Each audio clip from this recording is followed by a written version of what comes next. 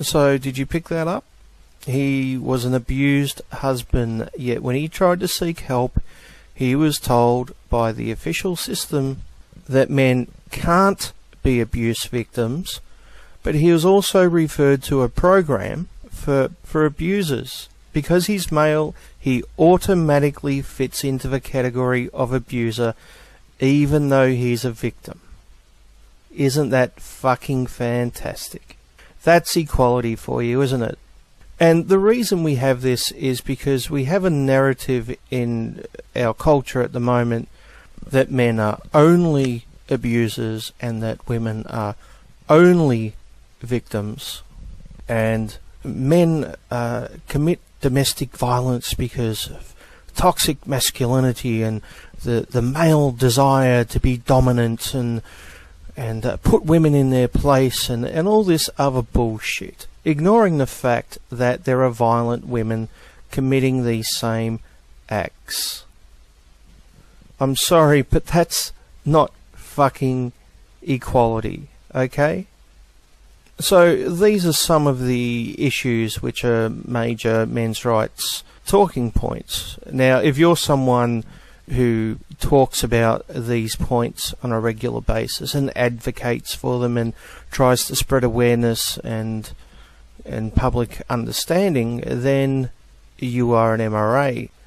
Of course, if you do so by making excuses, saying, well, it's just patriarchy backfiring, which we often hear, or if you say, sure, men have issues, but you know those issues are all the fault of men and they should just shut up anyway.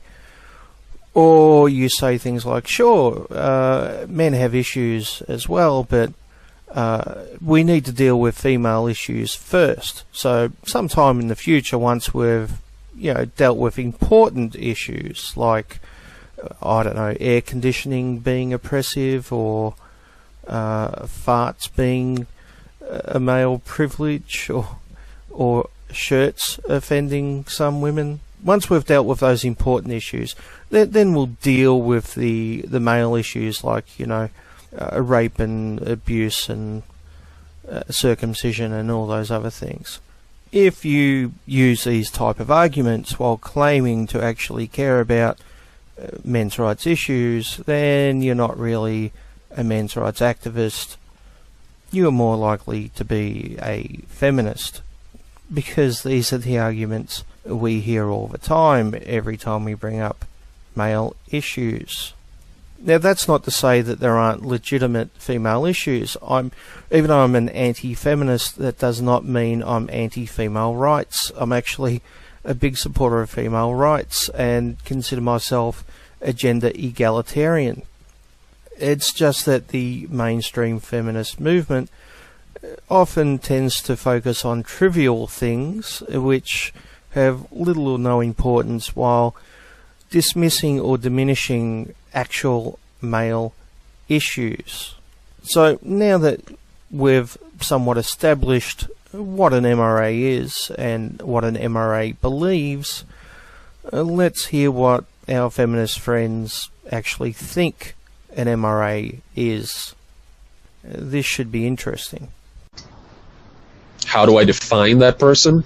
Yeah, like how do you know a person is a men's rights activist? I'll let everybody else go first. This is the first thing you always hear is, I'm a nice guy. Let me guess. This is going to be a pickup artist thing, isn't it? Yep. And, I have a problem with that, because they have this concept that if you're a nice person, a woman would specifically like you. And this is something they always, fight about, and they make huge forum posts about it. Like, why didn't this woman like me? She's being. What kind of forum posts? Like, what's the name of the forum? Reddit. Wait, and what's the subreddit? I believe it has to do with the B forums, but I've also heard it, in actual real life conversations.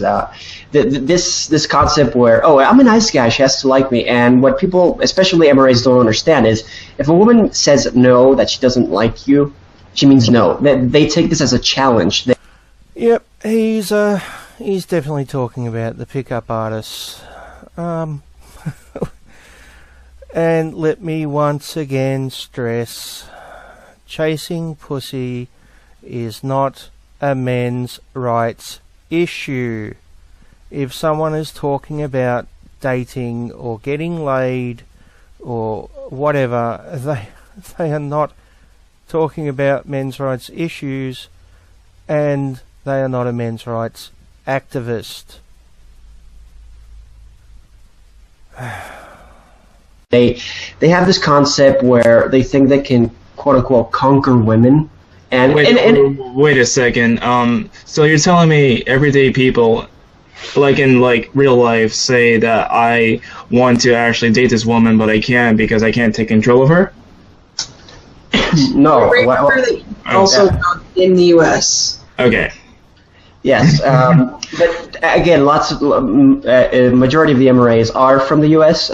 Yeah, look, this is somewhat true. It's mainly because the US has such a large population. It stands to reason that they would have more of any particular group than other countries like Australia or New Zealand or Canada or the UK or parts of Europe. You could make the exact same argument for feminism. I assume there would be more feminists in America than, say, Canada, just due to the difference in population size. Of course, what he is ignoring is the extremely large number of MRAs who are in India. Now, I'm not exactly sure what number of MRAs there are in India, but considering the size of the Indian population, it's quite possible that there are more Indian MRAs in India than there are MRAs in America or the Western world, which kind of puts a dent in the whole straight white male argument, which we tend to come across quite often, doesn't it?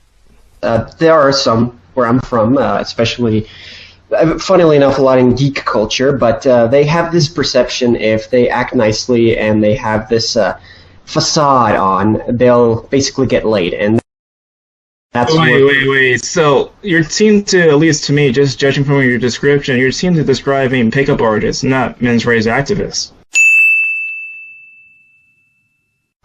Well, the fact is that a lot of men's rights activists consider if a woman does not like them and they were nice to her, it's her being, sexist or against them. You can see, for example, the Amazing Atheist videos where he complains about this. And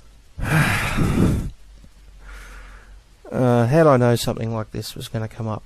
The Amazing Atheist is not an MRA. He is an anti-feminist, but that does not automatically make him a men's rights activist. Being an anti-feminist isn't a men's rights issue. It may be a consequence of being a men's rights activist because feminists are constantly standing in our way, but being anti-feminist does not automatically make you an MRA. Just like all bulldogs are dogs, but not all dogs are bulldogs. And to suggest that all dogs are bulldogs is ludicrous. Just as suggesting that all anti-feminists are MRAs is ludicrous. Now, TJ may occasionally bring up an issue which is somewhat related to a men's rights issue. He may occasionally talk about, I don't know, circumcision or something, for example. But Lacey Green occasionally brings up issues like circumcision. And that does not make her a men's rights activist any more than it does the Amazing Atheists. Neither of those two individuals spend any significant amount of time discussing a large range of men's issues. They may occasionally spotlight one or two, but nothing on a regular basis. And it's only ever one or two. Let me give you an analogy. Right, so if a 15-year-old posts some memes on their Tumblr about Black Lives Matter, that does not make them a civil rights activist.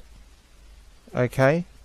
I think it's only fair, if you're going to use someone as a poster child for a particular movement, then at very least you should pick someone who spends a fair amount of time, a significant amount of time, actually participating in the movement and actually talking about real issues within that movement. I think that is the very minimum that should be the requirement. Don't you agree?